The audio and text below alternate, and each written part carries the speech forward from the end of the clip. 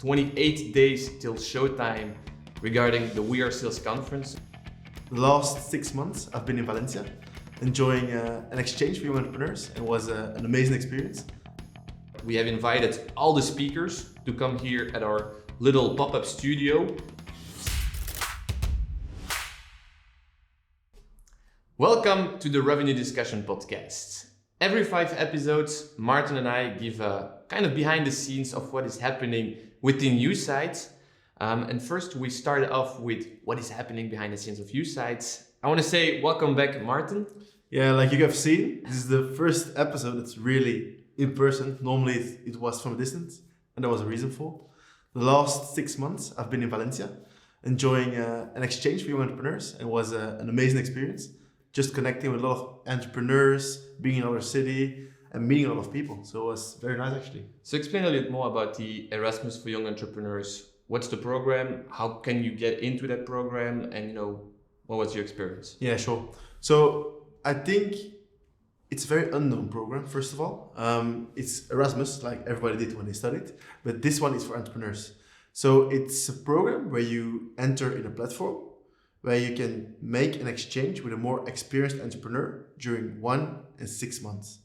You're very free in the program, actually. So you choose yourself, if it's 1 month or 6 months or something in between. And with the entrepreneur, you go discuss what you will do for each other. For example, during my time in Valencia, I did video work for them, making promo videos, and they gave me an office, a place to work, being part of their community, and learn a bit more about the community building that they did. Pretty cool. And how do you find then the right entrepreneur? Actually, it was pretty easy. I thought I would have been the one that was saying to all the experienced entrepreneurs, like, hey, can I join you? Can I join you? Can I join you? But it's just actually a platform with experienced and new entrepreneurs. And almost all the experienced entrepreneurs send me a message like, hey, we're looking for a young person to come and do the exchange with us.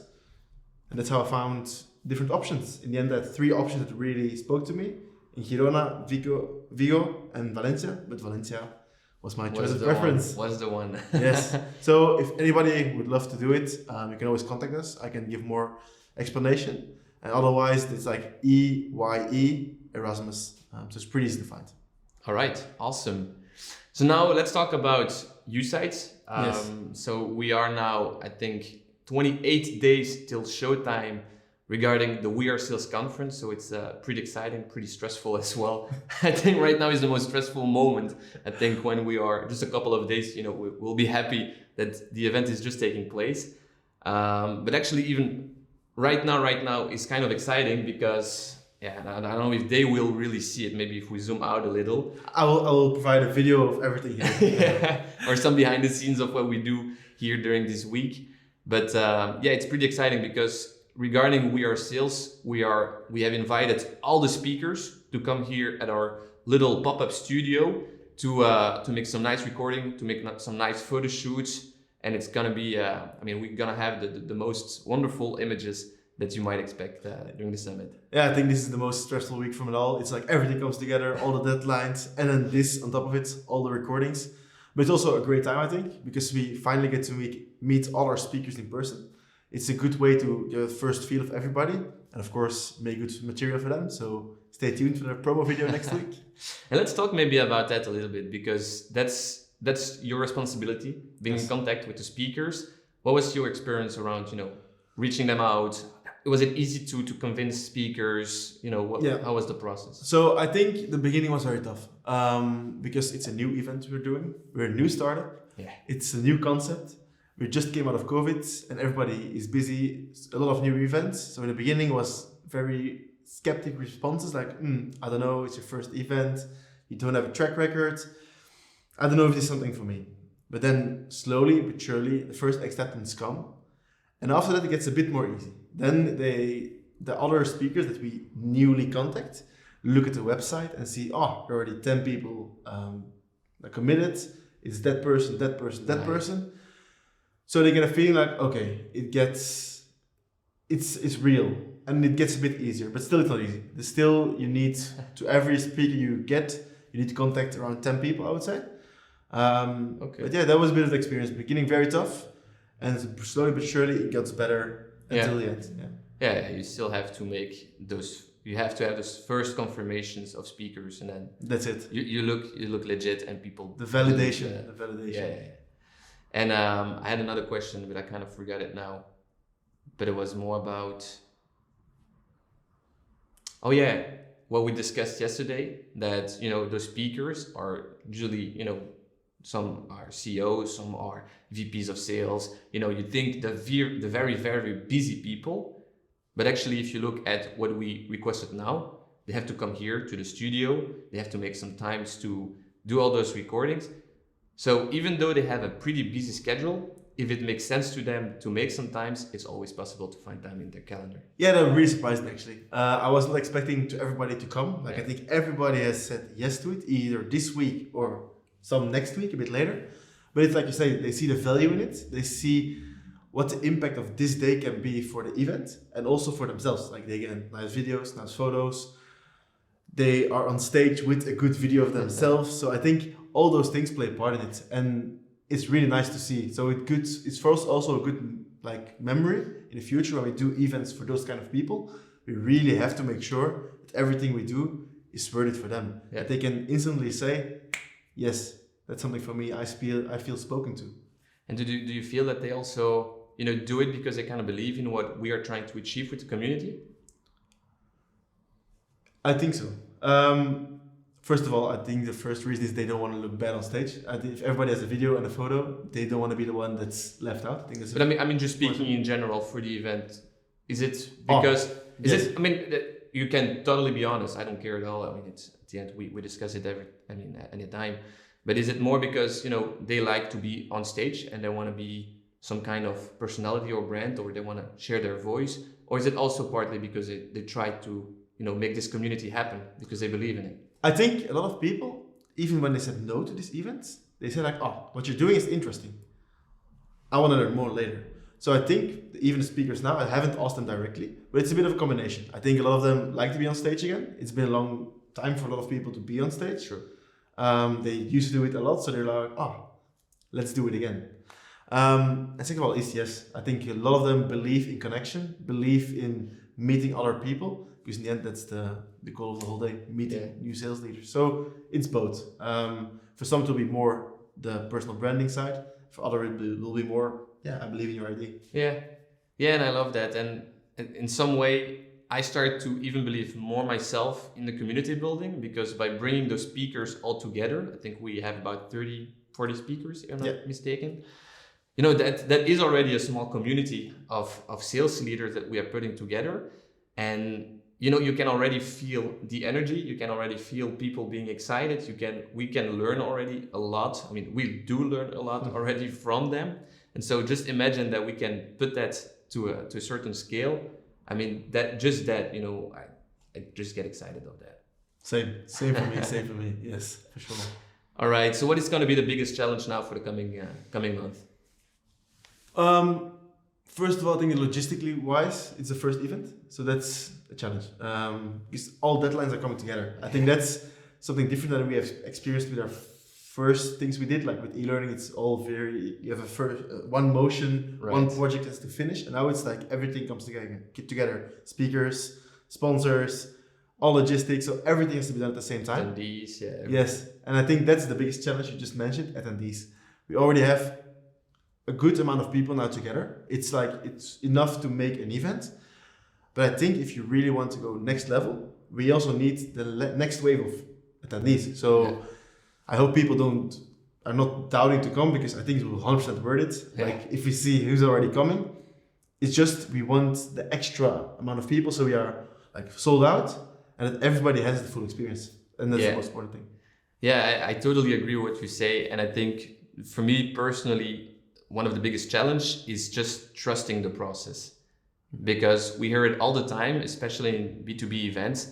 70% of the people that will be attending will confirm their attendance in the last 2 weeks, perhaps. But that is as an event organizer, super stressful, because you just don't know, and you have to trust that fact that people just wait until the deadline before purchasing their tickets. So that's, I think, for me, the biggest challenge, really trusting the process and still work with a lot of focus without being too worried about all those, Yes. will it work? Will we have the attendees? Will this be all right? That's for me, I think, the biggest challenge. I have one more question for you. So now we've gone through, I would say, 50% of the process of VR sales. Yeah. What has been for you the biggest learning? What has been the thing you say like, oh, next time we do this, we have to this and this and this different? That's a good question. I would say you can always do more. I always thought that, because we had some event organizing experience, that we had a good basic. And then we took within the team an event consultant, advisor, mentor, whatever, that gave us an extra couple of ideas. But then, just during the process, you come still with many other ideas to boost anything, whether it's getting new sponsors, creative marketing for extra attendees, to find speakers. You have so much things that you can do. I think that would be one thing, to not don't put limits on your beliefs regarding that. And beliefs of like before you start organizing or during the process? I would say before, definitely before, okay. Also, but actually during as well. Okay. I think there, reminds me of something of David Goggins. He said that you have the 40% rule. You can always do 40% more than what you expect beforehand. And I think this is also something that can apply here. And then a second one would be actually everything is doable. And that's maybe also kind of a false belief from the beginning. But, you have some type of speaker and you think that person is unattainable, will never be able to have him or her to speak on stage. And actually you just have to take, logical steps, try to find out how you can reach him or her, and then you make it possible. And I think same thing with sponsors. You had those big names. I mean, to me, Gong and Outreach, the sponsor that we have, for example, I thought those, were big US corporates.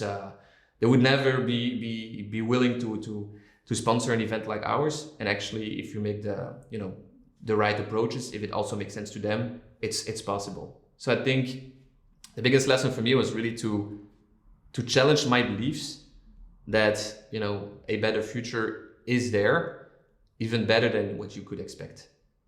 All right. So be optimistic and just make it happen. I mean, it's hard work. It's kind of a hustle, especially because it's the first time. I think that will be as interesting for the second edition as well, is that now we have put those seats everywhere, potential attendees, potential sponsors, and we have had many people being interested into the event. Some of them are skeptical because it's the first time and they're not sure if we are serious guys. Kind of logical. Like makes sense, yeah. And other people just, it was kind of short time to, they couldn't make it logistical wise, or they had already other stuff planned out. But I think for the second edition, if we have already a foundation and we get all those other people together as well, we can make it even bigger. Honestly, I believe in that as well. But it's up to us to just do it. Like the execution will be key in keeping everybody like warm for our events and our initiatives. So yeah, I think I see it like that as well. Yeah. One more thing. Now in 3 weeks, 3.5 weeks, the event is there. Some people might still be doubting to come. Push them over the edge. How would you convince them to come? You want me to do some kind of sales pitch here? Let's go. No, man, I don't have to pitch anything. I think, if you see the images afterwards, you will have kind of a FOMO, fear of missing out. You just want to be there. And knowing that we have so many surprises prepared for the event that I'm just not going to spoil yet. But key is, is that our vision for the community will be present during that event, meaning that we want people to connect and learn from each other. And that will be really central to the event. And we'll do that with those surprises, those many things that I think is pretty cool. We came up with pretty cool ideas. And I think, that knowing the speakers, knowing, the activations, the activities that we'll have on site, because even in the experience, we're thinking to invest a lot into the experience, what you have on main stage, what you have in the other rooms, how to network, all the stuff. I think it's just going to be wonderful. and wonderful to have this also, especially for sales leaders, because you have enough conferences. I agree, but for sales leaders, gosh, I don't know why we haven't one in Belgium, but that's something now that we will be able to provide. So yeah, if you are a sales leader, why not even considering it at least? Thanks. That was a pitch, yay! All right, I think we'll end up here.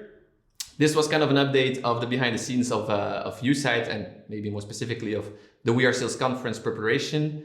I hope you enjoyed this one, and we'll see you during the next one. Bye-bye. See ya.